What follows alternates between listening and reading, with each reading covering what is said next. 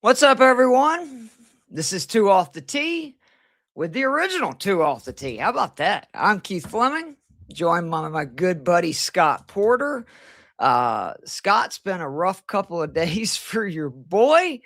Let's just say stomach bugs are not fun, to say the least, but hopefully starting to feel better. Obviously, we got some great golf coming up with the Genesis this week. That is what we are going to be discussing. Everything going good with you, Scott? How are you doing? I'm great, man. It was 65 degrees today, so I was able to take Jet. Jet is my son. He's 18 months old, for those of y'all that don't know. But I was able to take him to the putting green today. He was Oh, having a nice. blast. Got him his first little putter. It's not plastic. It's actually like a real putter. Yeah. And he's just obsessed with it. So it was a good day.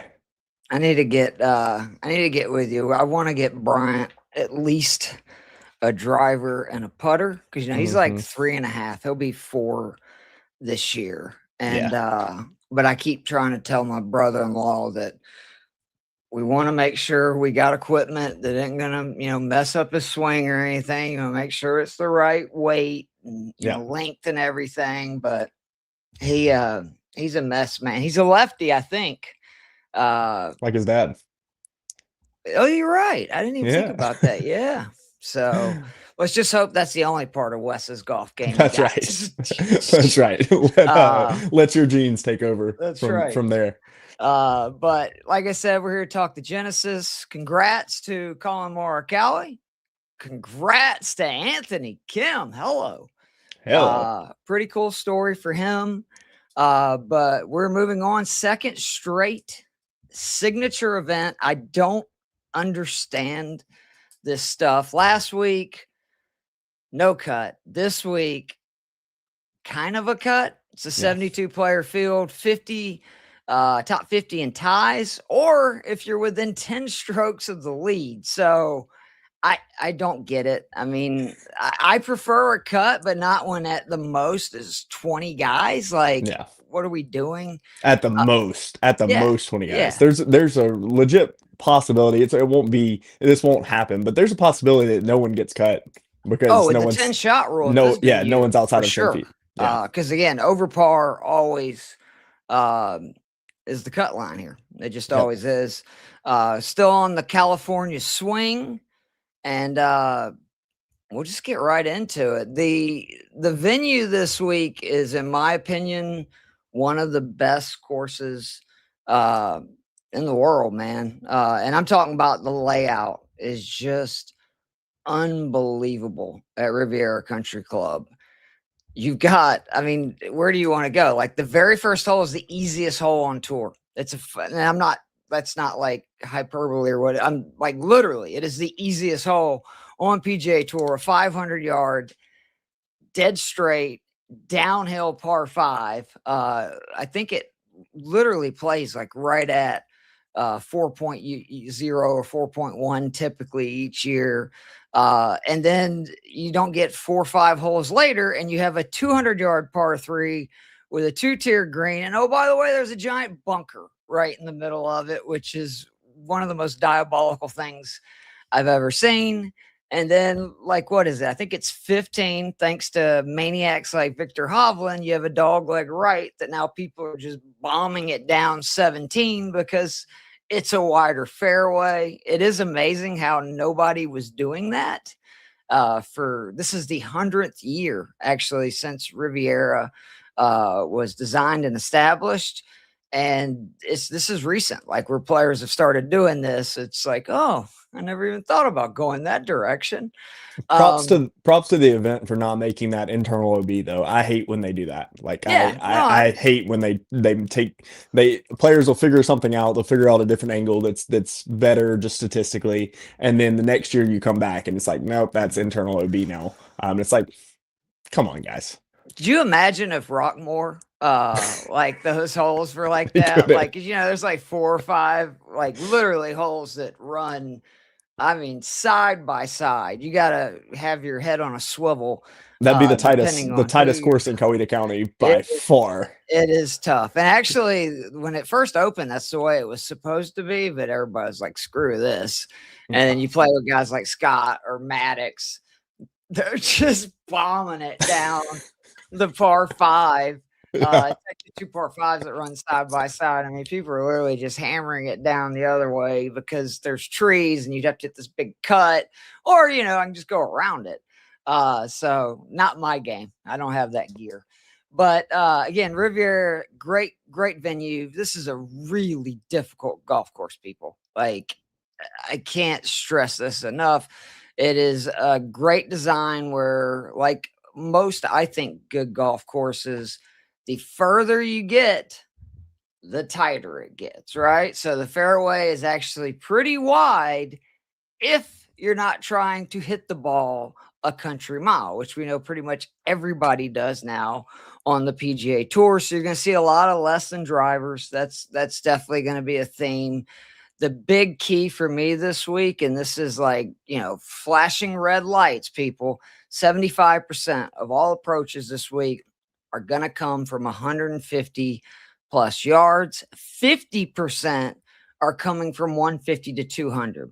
The PGA Tour has done such a great job with their app, website, etc., where you can just go to PGA Tour, type in a player's name, go to stats, and it'll literally have where they rank on tour from all kinds of different, not only just statistics in general, but specific numbers. And when I do like my preview articles on fantasysixpack.net, you should check those out. I list all that stuff in there. And then that way, if you're like me and you're an obsessive, nerd, you can go on there and have a field day going, oh, Siwoo Kim is second from 150 to 175, and he's ninth from 175 to 200. So a lot of cool stuff there. There is rough. It's only 2 inches, but that's a gnarly rough, really difficult to judge the distance out of it. You're going to see a lot of flies. You'll see a lot of shots this week where guys are either coming up, say, short, or my favorite is when they just airmail the green and they're looking at their caddy like, really, bro? Like, I thought you said 7 iron. The scrambling is going to be huge. Again, anytime you have a venue that is very important, is going to have high scoring, I always look for scrambling, bogey avoidance. Those are always metrics that'll do you well. If you have access to premium statistics, strokes gained putting on Poana greens, if you've never played Poana greens, they are maddening. Okay. Like, they're just so bumpy. This is something you can see now. And this is what's so great about the HD TV. These guys are really good. You've seen the commercials. Literally, their balls are normally just right, like end over end over end, to where ours are, bouncing all over the place. Watch these guys' balls this week, particularly on like the 5 to 10 footers. The most famous one of all time is Tiger's putt he made on the 72nd hole to get into the playoff for Rocco Mediate. Tiger's one of the greatest players of all time. Go back and watch that ball is bouncing all over the place. Bouncy greens makes you don't know what's going to do, right? It's kind of like Plinko. Big reason why this is one of the top 5 most difficult courses on tour to make putts inside 15 feet. No surprise, 4 of the 5 venues all have Poana greens. So they're very difficult to putt on. So I'm really leaning into good drives gained. Driving accuracy is actually probably more important than like strokes gained off the tee or, some of those metrics. But you can go good drives gained. You can go total driving. There's a bunch of different stuff you can look at. Again, the approaches really hone in on guys that excel from 150 to 200 yards. You want players that can scramble. California courses is a big deal, like Max Homa. There's these guys that are from California. You notice they always play well in these California courses. So it does also help to just know, hey, how does so-and-so play Torrey Pines? How do they play Pebble Beach? How do they play some of these other courses? And the final thing, and I'll let you get into whatever you'd like to talk about, what you did for your dive this week, Scott. Throw everything out the window from last year. Do not forget Ludwig Oberg, sorry. He won at Torrey Pines. With the fires, it was awful last year in California. They obviously had to move the event, but that event, it's like it never happened. And that's no disrespect to Ludwig. Congratulations on you win. They can't take that away from you. But if you're like me again, and you're a nerd that loves data, that's not data. That is literally a whole different venue that if you want to look at it next year when they go to Torrey, that's fine. What did you lean into this week, buddy? Yeah, you mentioned them both, but I leaned heavy into the good drives gained was probably, it's one thing where when you look at the golf course, you're gonna see a lot of not drivers off the tee, but I think historically, one of the things that really gets rewarded here is straight long drives. So if you can hit the fairway and have some distance to get shorter clubs in your hands, that's gonna do a lot in your favor. And then overall, strokes gained approach, I think is you said it. A ton of the shots are coming from over 150 yards. A lot of those shots are coming from over 175 yards. So it's a little bit antithesis of what we had last week, where we both mentioned several times you had a lot of your percentages coming from like 50 to 125. This week it's a little bit of flipped, where we have a lot more iron play, a lot more mid irons into the greens. So have to be in good form with your strokes gained approach. And then strokes gained around the greens or scrambling is just so important when you're talking about a Poana golf course, talking about a course that, like you said, it doesn't have the thickest rough on tour, but it's a tricky rough. It's not how do you say it? Kukua, right? Yeah, Kukua grass. Yeah, Kukua. It's not necessarily the easiest to predict because they also don't play on it a ton, right? Yep. So it's one of the things that that's why I think some of these California guys typically have a ton of success at California courses, is because they grew up on it, much like Scotty and some of the other ones have success in Texas or whatever. Max Holmes, Sahith Theegala's, these guys that are from California, Xander Schauffele, these guys that are from California that may have a little bit of an advantage, just being able to judge the lies, judge the distance control on the short games and on the pitching. But yeah, you pretty much touched on everything about RCC that I had mentioned. First of all, I love the visuals of Riviera. If you don't watch golf, if you say you just watch this to put in your bets, then you go to work and you just keep up with it on your phone, I highly suggest you turn on some golf. What are you doing with your life if that's the case? Come on. Yeah, just the visuals of this place. And then last point, I do want to shout out the people that were affected by the fires last year. Yeah, just awful. Absolutely. Even now, a year later, the visuals and some of the pictures from the Palisades and from other places that may not have got as much coverage as the Palisades did. Just good on the tour for getting back to Riv as quickly as they did. Good on Riviera's Country Club for their superintendent's crew and whatnot to get the golf course back in shape. But yeah, my heart goes out to all the families that are still dealing with that tragedy. Absolutely.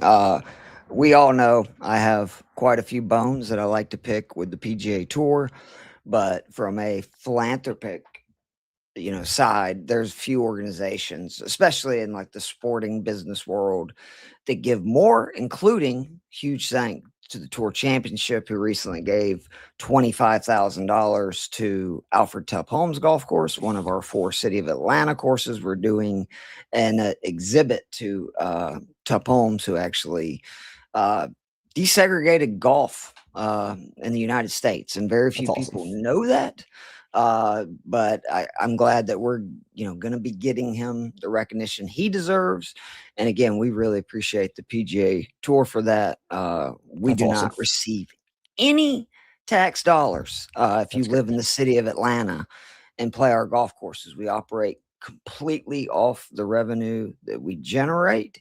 And I think public golf is more important now than it's ever been, because the game continues to grow. And unfortunately, a lot of people are getting priced out because, memberships are expensive. I'm going through this right now at, my clubs, and very proud of the work that we do at the City of Atlanta, offering 3 18 holes in a 9-hole facility, which you can go play for pretty cheap, if we're being honest. So, yeah. But anyway, enough of that plug.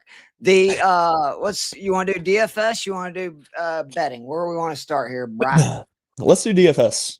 All right. So the first question then, to Scotty or not Scotty? Because this is 18 in a row, Scott. We're now at 18 straight. 8th place or better for my man Scheffler. I personally am doing both. Hey, Joe, Bossman's in the house. I also, it's one of those weeks, there's a lot of guys in the 6K range. So it's very easy to do. Why don't we do it this way real quick? I'll go over because I do have a Scheffler lineup basically that I've already settled into. So the Scheffler yay lineup is obviously Scotty Scheffler. Go ahead and put him with Tom Hoge, who is the easiest way to go ahead and, because if you look at it, I think Tom is 6,300 this week.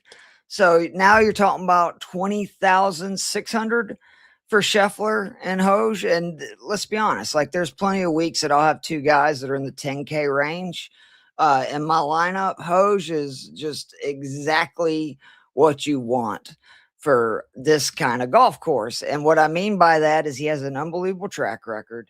He is somebody who plays very well on difficult golf courses, which the majors, this venue, Muirfield Jacks tournament, like there's not a lot of these courses, but this is something that anybody who's, worked or been around golf for forever, you realize pretty quickly, some guys just excel when a course plays tougher, right? Like they may not have that fifth gear to go shoot 22-3 under like what we saw last week, but when that score stays closer to par, they're in their element. I was that kind of golfer for sure. Like I want it to be as tough as possible because again, I don't have that gear, but I can grind with the best of them.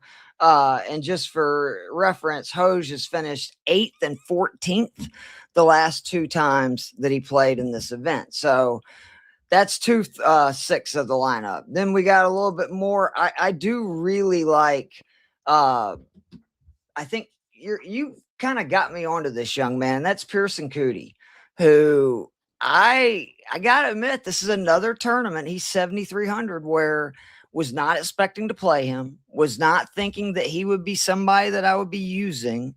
But John Hallsborough does, I think, one of the best previews out there. I believe his Twitter account is PGA Touts, I believe, but you should check it out. It's great stuff. He always lists, with his key stats, the top 10 players in the field in those statistics.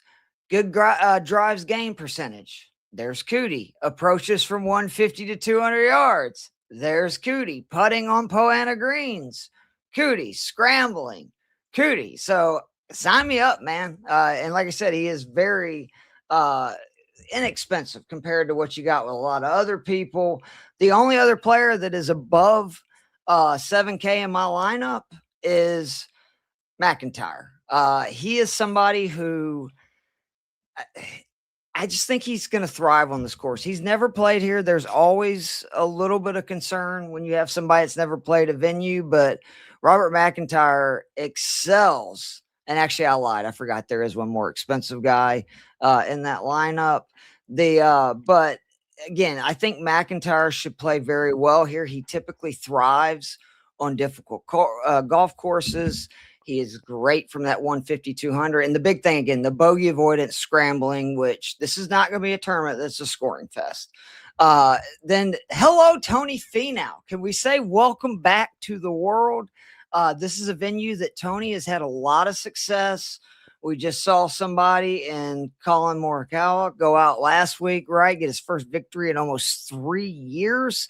Tony was not on Colin's level, but he was very good. And he's really, as anybody that's played golf for a long time knows, he's just going through it, trying to battle back. His finishes since 2024 at this event: 19th, 20th, 33rd, 2nd, 51st, 15th, and 2nd. And again, he is $6,800. So you throw him in there, and then rounding it out, I'm going to keep going to the well. My boy Rio, he just keeps doing it, man. Hatsunse. I really love his game. He is such a ball striker, man, and he is aggressive off the tee. Like, it's rare you see somebody who, I believe he's top 15 in driving accuracy, but he is freaking taking a rip at it. He just, I think that of any club in his bag, kind of like Siwoo, the one downside is his putting, it is what it is. But this is a venue that, again, you can win this tournament without gaining a bunch of strokes on the green because it's so difficult of a test tee to green.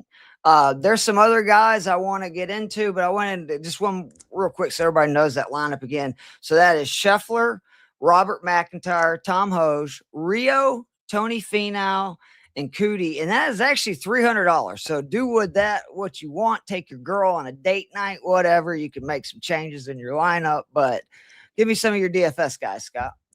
So I haven't done it the first 2 weeks. You know me, I put one lineup together. I put my money on it and I roll with it. So this is my lineup. I am going Scotty, because here's the thing. If we're going Death Taxes and Scotty Scheffler, if we're going to go to a golf course that puts a premium on ball striking, he's the best ball striker in the world. If we're going to a golf course that puts a premium on scrambling, he's top 5 in scrambling in the world. If we're going to a golf course that puts a premium on accuracy off the tee or good job gained, he's top 5 in the world. You keep saying top 5. He's like top 2 in most of those. Yeah, I'm being generic. I'm being generic, but you get my point. If we're going to play a very hard golf course, I'm going to go at the top of my lineup with the best golfer in the world, not only in the world, the best golfers that we have seen since Tiger Woods. So you know that he can actually do something that neither Tiger or Jack ever did, which it is very rare because both of them actually played this venue in PGA tournaments numerous times. Neither one of them ever won at this course. Both had very good track records, but never got the dub. I could see, Scheffler finally can say, hey, it's one thing I did that Jack and Tiger did not do. And that's especially wild considering everybody calls this Tiger's event, Tiger's course. That is crazy. So I'm laying the 14K, 14.3, I think it is what it is. And what's funny about this is now after that, I don't have a single duplicate player that you just had. So we're going to be able to talk a lot more about some different ones. Let's just see, you got Homa in there? I do. So I'm gonna skip him for now just because he's not my next expensive pick. I'm going Hovland. I'm going Hovland based on the apex of his height of his irons. And he hits the ball. I look at this through a technical lens. He hits the ball just as high as, if not the highest. I think he's just as high as almost anybody on tour, if it goes straight. Now that is a big if. All right, he was doing the practice drill last week with 2 pool noodles on his arm. Dude, what was your boy doing? So here's the thing. I'm gonna give him some credit. I've seen the pool noodles on the right arm before. Nelly Court is famous for that, and she's a great ball striker. Right. I've just never seen it on the left arm. Now he does have a tendency to get that left arm to bend a little bit at the top. So maybe that's trying to get him a little bit more width. Right. At the top. I'm not sure, but just the golf nerd in me wants it to work, because how cool is that? Don't make fun of me, Scott, when you see me. The next video I send you. Got some pool noodles. The floaties. Perfect. So I'm going Victor Hovland based on this year. It hasn't been great for him, but he's made 4 out of 4 cuts. He plays courses he plays very well because his ball striking. He plays difficult courses very well. And again, we're putting a premium on ball striking. So 9,000, he's my next expensive.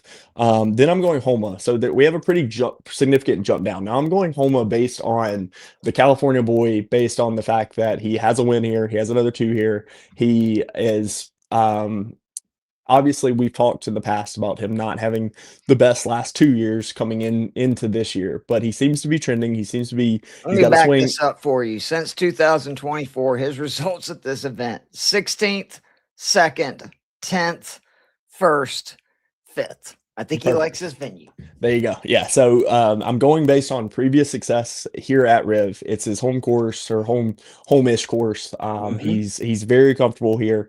And then, obviously if you're gonna play Scheffler, you're gonna have three guys. Yeah, you're gonna have some three guys down here at the bottom. So my next is Sahith Theegala. A little bit like Hovland. Sahith rips it and he rips at it, and if it just goes straight. So I'm banking on the fact that he is trending. He's got a better year going this year, much better year going on this year compared to last year. He's only 6,900. He's 5 for 5 in cuts made. He's trending. He's a California boy, played at Pepperdine. Is going to be a play that I think he has a great chance to top 20. I'm not expecting him to compete, but I do think he has a great chance to, even if it's like a backdoor top 20. If he doesn't play great, he makes the cut. Putting a star next to that, Scott. That may end up on the betting cheat sheet. There you go. My next play, and we've talked about him in the past, Ryan Fox. Now, here's the thing about Ryan Fox. He averages 318 yards off the tour, so it's a pretty big drive, but he also averages pretty high in fairway accuracy as well. So it's one of the things very good driver of the golf ball. If he's not near the top in strokes gained approach. If he was, he would obviously be more expensive in this. It's one of those things where it's just, I trust him to get it off the tee. And so if he has a decent iron week, 6,500, that's a cheap play for a guy with a lot of upside. He also has 2 top 25s already on the year. So that's just something to keep in mind. And then played here, Scott, go ahead. Yeah, go for it. I'm rounding out my lineup. So again, just to recap, I've got Scheffler, Hovland, Homa, Theegala, Fox, and then I am going Tom Kim. Now, here's why I'm going Tom Kim. What? Tom Kim is, over his last 36 rounds, he's gaining nearly 2.5 shots or strokes gained total on the field, but only 0.09 of that is coming putting. Now, we already said that this is a difficult golf course to putt at, so this could blow up in my face. His putting could get tremendously worse at this golf course. However, if it doesn't, and we have all of the upside from the rest of his game, he just needs the putter to be decent, not hot, not great, just decent. For $6,100, I think he's the third lowest on DraftKings. For $6,100, do you have any money left over? A lot of play. I think I used 49,900 of it. Okay. So I do like Hoj a lot more than I do Kim. Well, that's why we give all the options. Tom Kim, 2 for 2, making cuts here, 24th and 45th. It's surprising. There's a lot of guys who have not played in this event before, especially for a small field. Fox is another one of those. And I actually lied. McIntyre did play here once in 2022, and he finished 15th, which I'm glad I looked that up. That makes there you go, Bobby Mack. What a great golfer too. Just overall, he's so much fun to watch. I just couldn't imagine either, like growing up with somebody like Rory, having to always kind of have to deal with that. You know what I mean? Where like, hey, I'm really great at this thing. Just unfortunately, one of my good buddies is a generational talent. And I just love the fact that, like he's won a major and he's done all these things. And it just, I couldn't imagine the pressure of doing something like that. Other guys that we have not mentioned that have like just great track records here. Patrick Cantley. There's so many courses like this. He's had back-to-back top 5 finishes here. Adam Scott, who I didn't even see what is he's in the 7K range, I think, this week. He is a guy that he's won here. He's had some much. You have it right there? How much is it? I do not. I just have my pad here. Don't worry. I thought you were looking it up. I know he did. He was not less than 6,500 because DraftKings wouldn't let me pick him. Oh, actually, he's more expensive than I thought. He is 7,900. Well, actually, he's been playing pretty good golf. I may have to think about that a little bit then. Another one just struggles on the greens. So if he happens to have I didn't get to ask you, where are you at with this anchoring thing with Batia? Because it became, a big thing. They were talking about it actually on the telecast. That's the only reason. Like, I normally hate people that are sitting at their house, right? And that guy, took an improper drop or whatever. It's like, get a freaking life, dude. Okay. Like, you're not a referee. But I've been complaining about this for forever since, they kind of banned them. But this is what I say. They didn't ban him because we're not going to be able to tell if he's actually anchoring that putter to his body, because you can do it to your clothing, correct? Right. Just as long as the shirt can touch. I mean, come on though. Like, Okay, how so are you going to know? So where are you at on that? Personal experience with this. The lowest round I shot last year was 67. I did it with a broomstick. I did it with Humble my brag. sweeper. Yeah, humble brag. With that being said, when you get accustomed to not anchoring it, okay, so when you have it off of your chest and so a lot of people tell you to anchor it at first to get used to the feeling and then remove it so that you can get used to the rules of golf, so because you can't anchor it. When you get accustomed to not anchoring it, you obviously want it as close to your chest as possible because your chest is doing a lot of the rotation. You're turning your torso like this. Right. When you get accustomed to not anchoring it, it feels stupid weird to anchor. So anybody that's on Twitter saying he's gaining an advantage by anchoring every 10th putt or every 8th putt or whatever, I don't think that's a big advantage. I don't think it helps. Personally, I think now that's a different question, because it is easier to lag putt with a broomstick than it is a traditional putter. So we can talk about like the spirit of the game. This is still an easier way to make the putter move back and forth. It Belly anchoring and chest anchoring are two different things. Belly anchoring, when Adam Scott and the other guys were, Keegan Bradley and some other guys were using like the belly putter, that was a pretty easy way to putt, if we're being honest. Just get into your posture and just kind of do this. Chest anchoring, to me, it doesn't give you as big of an advantage. So did he do it? Did he not? I don't think he did, only because I don't think he would have gotten any advantage from it. But yeah, it I was mean, you tough to can't. see. It's like what I said. It's You tough to see. can't know. This is one of those deals where I think they need to fix the rule. You either allow people to do it or you don't. Right. And it's confusing to me because there was a period where they did. And I mean, like Adam Scott, who knows what would have happened if they ended up not banning him where you could anchor it, because he was really, I mean, that's what he won Augusta with, if I'm not mistaken, right? That was when he could still anchor it to his body. Yep. So Lucas Glover wouldn't be on Glover is tour. another one. So Akshay was 6th from last before when he went from Armlock to broomstick. I mean, because it's just one of those things where it has saved some careers 100%, mainly due to the fact that putting is so mental. Just having a different feel comfortable. Yeah. It's not even just the comfort, like just having a different mechanical feel. It takes away that scar tissue of the yips and missing such short putts. I mean, you remember Lucas Glover with the Scotty Cameron. He about missed that famous putt. He went this way and then he almost missed the ball with his putter, and then he goes to the lab and he wins 2 times in 4 events back in, I think it was 2023 or whatever it was. So I'm a fan. Maddox is putting with one now. I have one. They are fun. I'm not using mine I'm not using it currently, but I'm still a fan. Sure. The other guys real quick, and then we'll get into some of the betting stuff. I said Cantley, Adam Scott, Hideki, who he is in my core of the other DFS guys that I had not mentioned yet. He actually won this event last time it was held at Riviera. He also has 2 top 10s on top of that win just in his last 6 starts there.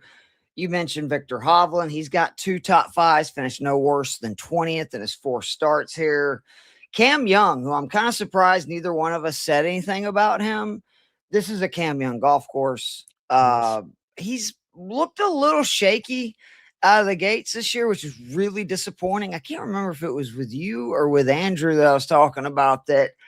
I think he is one of the few guys on tour that has the talent to go toe-to-toe with like a Scotty Scheffler and those guys. Similar to Scheffler, what has been holding Cam Young back for so long is putting, right?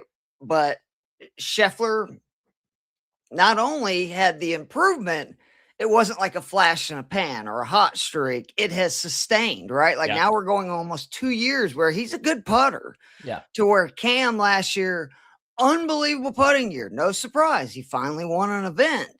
And now the numbers are really bad again. So we'll see. I'm sure that that's probably part of why he's struggling. Another guy we didn't mention that we should have, Tommy Fleetwood, 2 top 20s here. Harris English, similar to Tom Hoge, one of those guys, go Dogs, by the way, that you get on these difficult golf courses, and I'm telling you, like, Harris English is a guy I never think about for DFS unless we're going to a major or a very difficult venue, because the closer the winning score gets to par, that is where Harris English thrives, because they're robots, right? Like, they just don't make a lot of mistakes. But again, they don't have that gear that you're normally looking for a bunch of birdies and eagles. This is not that tournament. I think that's about all the guys there. The only other person that I had not mentioned that is in my core of people, I'm going back to back, man. I think that Collins' win was long overdue. I didn't realize it had been that long. Did you know it had been almost 3 years? Mm-hmm. I did not know that. Remember, it was such a big deal when Russell Henley chipped in at Bay Hill. I think it was 2 years ago. And and Colin, he was in total control of that tournament. And then Russell goes 2 under through his last three. I think Colin might have bogeyed 17. He did. I remember. And it was just kind of one of those things where everybody expected Colin to break the streak, or at least. Man, that was great, dude. That is why I love golf, man. Because like Russell Henley just punched him in the mouth. Yeah. Obviously not physically, but mentally. And he did. He buckled. And with the stuff he said, by the way, did you notice he didn't have any problem talking to the media after winning this week? No, of course not. I'm still not over that. It's the most ridiculous thing. Whoever his PR person, I hope they were fired. I don't know if he has one. Truthfully, I don't know if he has one. I think that might be part of the problem. Because that makes me think it was more of like his actual thoughts and beliefs, and it's like, how entitled. Like, how do you? 100%. Why do you think you're getting paid all this money to play golf? Because people actually enjoy it, right? Like, they like watching. That is you think playing golf is the part of your job that is difficult? Right. Give me a freaking break. Like, I know the game is different. I don't want to sound like that. You know what I'm saying? Like, I think everybody would enjoy going out and playing all these golf courses, but just like any job, no matter what it is, there's going to be parts that you enjoy and parts that you don't. I get they don't like the media, but it's part of the gig. Like, be fucking Bill Belichick if you want to, and just kind of be but don't I still. Well, the craziest juxtaposition of this past weekend was you had Colin, who, by all accounts, I mean, he needed that win desperately. Hasn't won in almost 3 years. He's won 2 majors. He just turned 29. Not only that, he won 2 out of his first 8 majors. So he started just on an absolute heater. But then down under at Adelaide, which I'm not a live golf enthusiast, nor do I really support live or watch it on a day-to-day basis. First of all, shout out to Australia for showing up, because those crowds were insane. But second of all, you see the passion that, and obviously AK coming back and winning after the drugs and the addictions and everything that he has gone through is crazy. But you see the passion that AK is playing with. Reminds me a little bit of Tiger back in the day.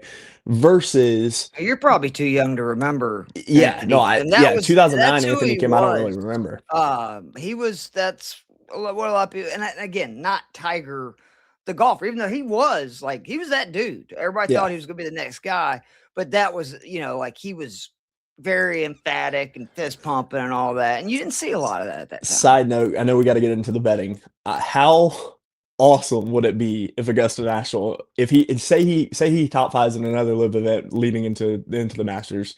He has the record for 11 birdies in a single round at Augusta. That hasn't won it, obviously. You don't think it's happening? Hold on. But let me clarify. They did invite Waco Neiman. They did invite him 2 years ago when he was on that tear, and Phil Mickelson called him the best player in the world and all this stuff. The Masters reached out to him and offered him an invitation, even though he wasn't automatically qualified. It could happen. It could happen. It's not going to happen. He's going to have to. My parade. Not this year. Like, can he get to that point where maybe he does? Absolutely. He could win 2 events before Augusta, and I don't think they're going to invite him this year. I just don't. And I still want to know what happened, because more than anything I want from him, I want to know what was the insurance policy. How much money did he get to not play golf? Because it kind of bothers me that somebody had this life, and it wasn't injury serious enough to where, from just a financial standpoint, he had to make the decision, right? Do I want to take, I don't know if it was 20, 50, whatever, or do I want to keep playing at a professional level? And it's always kind of bothered me that he took, the insurance.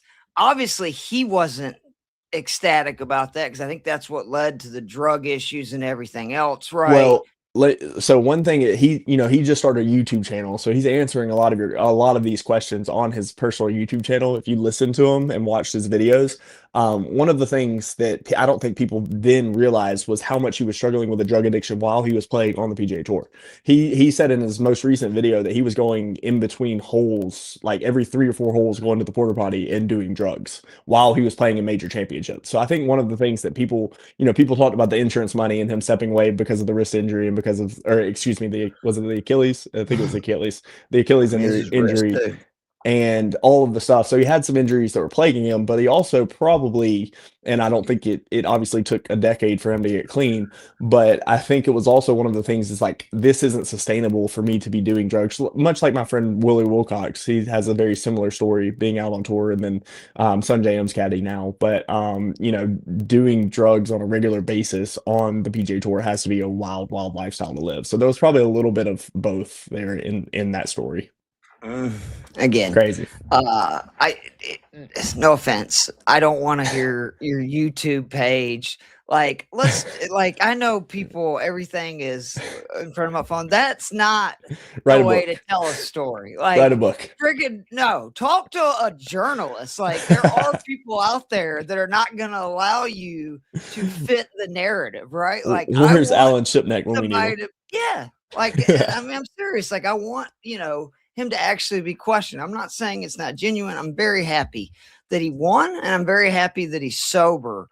But I hate this. Like, like everybody feels like they have to control the narrative. And I just have so much more respect for people that it's like, if you want to be open and honest, have an interview with somebody that you're not going to know what, the questions or where it's going. And then we can get there. But I hope that it continues for him. And not for nothing, Rahm and DeChambeau, 2 of the better, golfers on the planet right now, and he beat them. So by shooting 9 under. Yeah, the betting this week, I think it's another week where I'm not going to be betting very many people, because I am going to bet Scotty Scheffler. You're getting 3-1 odds. It's actually plus 315 right now on DK. I'm going to do a full unit, which I never do. But I think that, well, let me ask you this. Do you think it's concerning that he has had now, 3 tournaments this year that he started really slow and then kicked it into gear? Because we saw this with Rory. That was where Rory went from looking like, and again, they got to stop comparing these guys to Tiger, but looking like the next Tiger. And then that's what happened to Rory, was he would get off to slow starts. And then what I've nicknamed him, the backdoor top 5 king, because, and it's not a knock, their talent is so good, but they're doing most of the damage when they know they don't really have any chance to win the tournament, right? He did it this past weekend, shooting 64 on Sunday. That's what I'm talking about. It's the second week in a row. So do you think that's concerning? No, I don't. I do understand your point. It's one of those things where I think over the span of a season, it's going to be hard pressed to remember the slow starts if he does what I'm expecting him to do. If he wins another 6 or 7 times this year, and he does what he's going to win 6-7 times again. I mean, he's already won 1, and he's on 18 straight top 8 finishes. I get that, I think at minimum it's going to be a down year if he wins 5. I mean, think about this year. Last year he won 5, and he was out for the first 2.5 months with a cut from rolling pasta with this is wine what glass. I worry about Scotty is right here. Is it's getting to be too much. That is insane. I understand where you're coming from, seriously, and he absolutely has the game, but I just think people don't understand how hard it is to win professional golf tournaments with that many other uber talented guys. What's his name? Rick. I think it's Jimmy. It's Rick Run Good. I'm sure you've seen his stuff on NBC. Scotty Scheffler could win his next 14 events in a row, and he would still not have Tiger Woods' career win percentage. Yeah. And think about that. That is what Scheffler is 29. We're talking about, again, Woods was actually over about 26% for a majority of his career. And then basically once the injuries started piling up, obviously. Colin Morikawa could win 31 a row, and he would still be short of it. I'm serious. This is my legit concern for Scheffler is people, I think, are expecting too much. He seems to have the personality. He reminds me so much of Jack from everything I've read about, Jack Nicklaus. Obviously, I missed it, but just like a lot of the same golf game, that kind of quiet, fire inside. Like, with Jack is the same way. A lot of people thought that, he's just, a blah guy. And then you find out, no, this dude's a killer. He's just not, Tiger Woods fist pumping and, pointing at the ball as it goes in and stuff. But, and again, I'm saying this as I just said, I'm betting him to win this week because of all the things you just said. It's like, if you're telling me it's a golf course where it's going to be uber hard to score and you're going to need to hit the ball high and soft and just like all the things he thrives on. But I am a little concerned if this continues to happen, because we know this, like golf, the biggest obstacle is right there. It's, that space in between your ears. Yeah. And he played the first 22 holes 1 over, and then he played his next 50 holes 22 under. But it was almost the exact same thing he did at what was the course before? Was it Torrance? Phoenix at the Waste Management. He did almost the exact same thing. Yeah. And again, Rory, it seemed like there was a stretch after he won those 4 majors where it seemed like it was just routine. That's what he's going to do. He was going to shoot like even to 2-3 over the first round, and then he'd be 15 under the rest of the tournament. Yeah. He would, be like kind of out of it starting Sunday. He would do exactly what Scheffler did, right? Where he would surge up, but then you start doing the math. And you go, well, there's guys that still have a whole back 9 and they need a birdie. By the way, the 2 shots Scotty hit on 18 were just absolutely disgusting. My favorite tweet of the week in regards to Scotty was Scotty Scheffler got tired of winning like Scotty Scheffler, so he tried to win like Jordan Spieth, making 8 birdies, 6 birdies, 3 eagles, and first then 3 round with 3 3 bogeys. eagles, by the way, which is kind of surprising. For sure. So I'm taking real quick. I'm just going to piggyback off you. I'm taking him as well to win 3-1, obviously plus 315 now. He's gaining. So it went up. No, that's what you just said. You just said it was plus 315. I'm just, when I wrote it down, it was 3-1. So I was just curious when the lines move. He's gaining a shot and a half on the field per round in just approach. So when you put the emphasis on strokes gained approach this week, you put the emphasis on iron play, on ball striking, all the things we've mentioned so far. It's hard not to bet Scotty. So he's at the top of my card for sure. All right, what's your next favorite bet this week? Oh, my next favorite bet is Xander Schauffele at 21-1 to win. Who the hell's that guy been? He has not been putting very well, except for his last 18 rounds putting. He's top 5 in his last 18 rounds. So the previous 18 rounds before that, or the previous however many rounds it was before that, were not very good. But in his last 18 rounds, he started to figure out the putter. He started to come around a little bit more, and that's how he won. He won with ball striking and putting when he won 2 majors in 2024. So hometown boy, again, not hometown because he's from San Diego, but California boy, knows how to play the golf course. So 21-1 odds, I expect Scotty Scheffler to win. If it's not going to be Scotty, I'm expecting Xander to get this thing rolling at some point. If he doesn't, I've got some real doubt going into major season, because once we leave California, his home field advantage is taken away. He's still not doing it. I have some real doubts, and I'm a huge X fan. Like, I am a big Xander Schauffele fan. I love the way he plays. People call him X? Yeah, people call him X. Yeah, that's what his nickname is. What his personal friends call him? I mean, yeah, well, hey, my wife's from San Diego. I can do it. Okay. Okay, fair enough. And then my last one to win, we've already talked about him, 35-1, Victor Hovland. Again, if he just figures out the golf swing, he hits it higher, he hits it straighter. If his face angle is correct and it's going the direction, he doesn't play a lot of curve. Like if it's going where he wants it to go, this is a ball striker's golf course. It puts a premium on just those long irons, those mid to long irons. It's hard to say long irons because these dudes are hitting 8-iron from 190, but these 6, 7, and 8 irons, that a lot of people are having to hit into the greens. I think he has a great chance to win if he figures that out. So 35-1, that's plenty enough for me to put a little sprinkle on. Probably only doing a third of a unit or so on him, but just a little bit of a sprinkle at 35-1 odds for him to win. Oh man. And not that I wasn't listening to you, so I don't want to seem disrespectful, you're but good. I was just looking at Scheffler's stats. So round 4 scoring average 64.33. That is third on tour. Round 3 scoring average 67.33. That's 16th on tour. Round 2 average 65. That is second on tour. Round 1 69.33. Yeah. That is 93rd. Yeah. And one thing that I love about PGA Tour, I'm going to take a deep dive and look at Rory's stats and look at that exact stat in those years right after the major. Again, because I really do think Scheffler is going to win. I am going to keep throwing a little bit on Siwoo. He's 33-1. Same thing for Robert McIntyre. They'll both be like, basically 1/10 of a unit.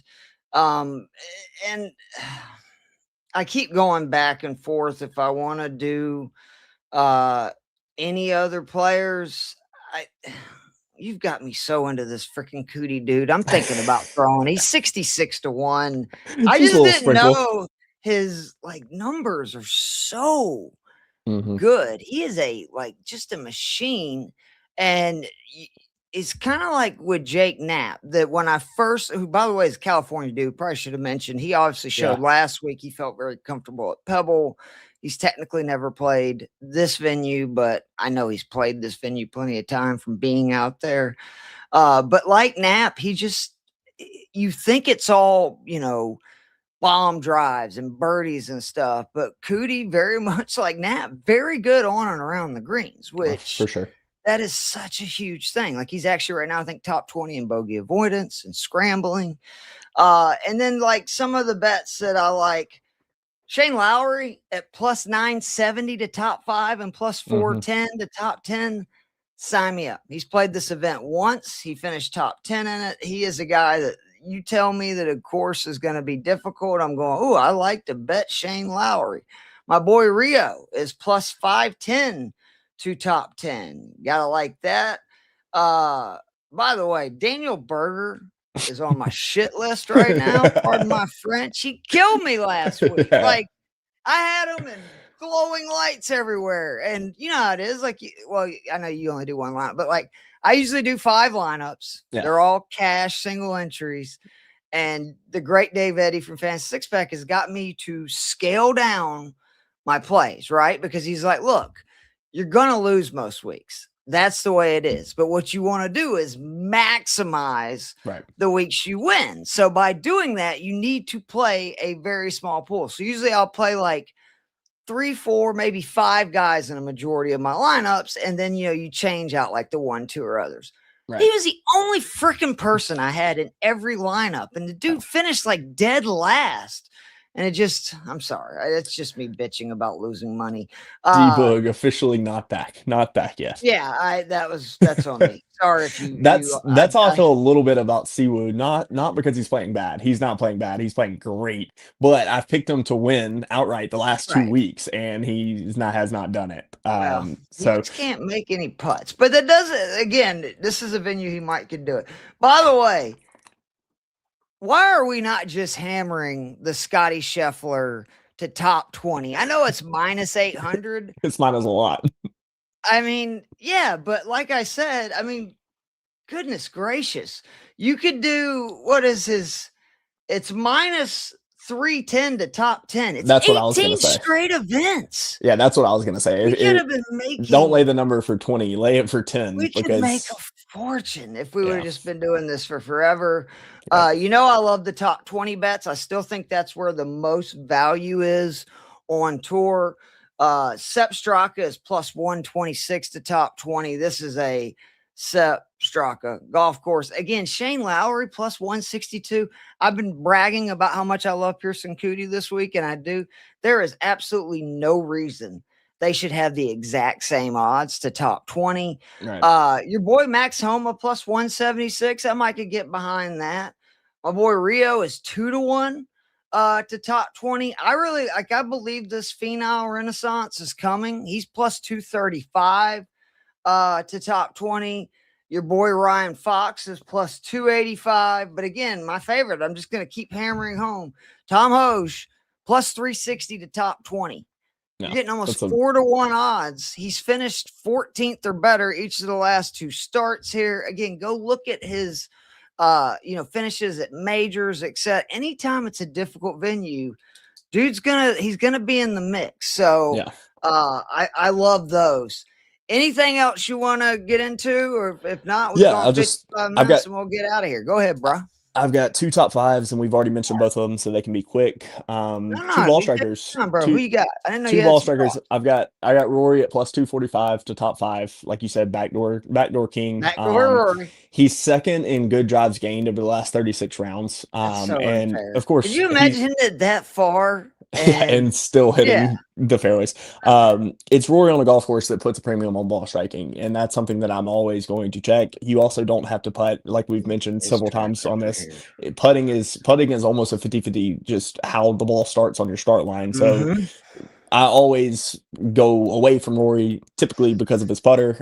So this week I don't think that matters as much. And then Tommy Fleetwood, we've already mentioned, or we said we should have mentioned, plus 360 to top 5 for Fleetwood. Ooh, he's ninth. He's ninth in the field strokes gained approach. So of the guys playing out of the 72, he's ninth in strokes gained approach.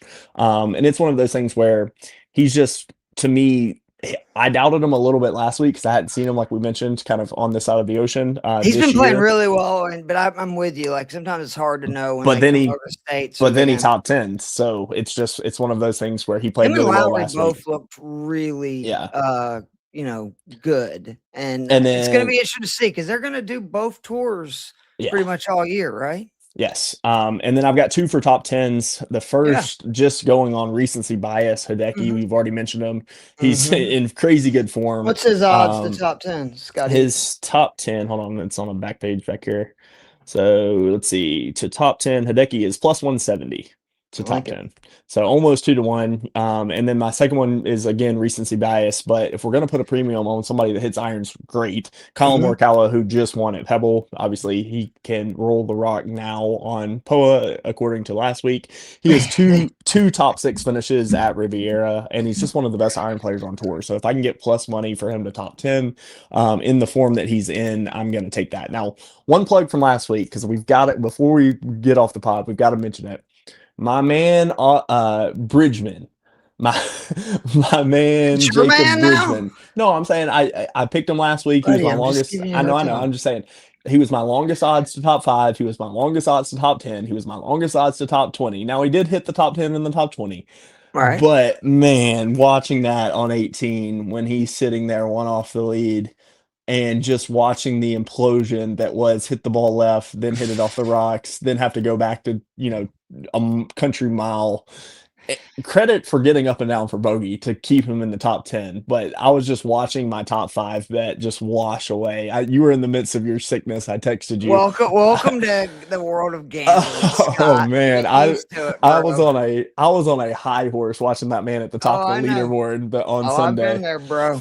Golly, that hurt. But anyways, a lot of what's going to be messed up, Scott, and that's when I know I've turned you into a degenerate, is in some ways losses like that will give you the same thrill that the wins do. Like 100%. Seriously, like it's just that it makes you feel alive, and that's why it's dangerous. And my wife was like, "Who the heck is Bridgman, and why do you keep talking about him?" I'm like, "You don't get it. Like Brittany. You don't get it. I didn't know hardly who he was before I started doing the research last week." So, anyways, Brittany will be like, "Why are you going crazy for a Seattle Seahawks guy I've never heard of. It's like, just right now I'm in third place. Okay. Right. Exactly. A lot of big names that I bet this week. I did not take a lot of guys, but again, we're at a big ballpark. We're at Riviera Country Club. We're at a place where the big names come and the big names typically thrive.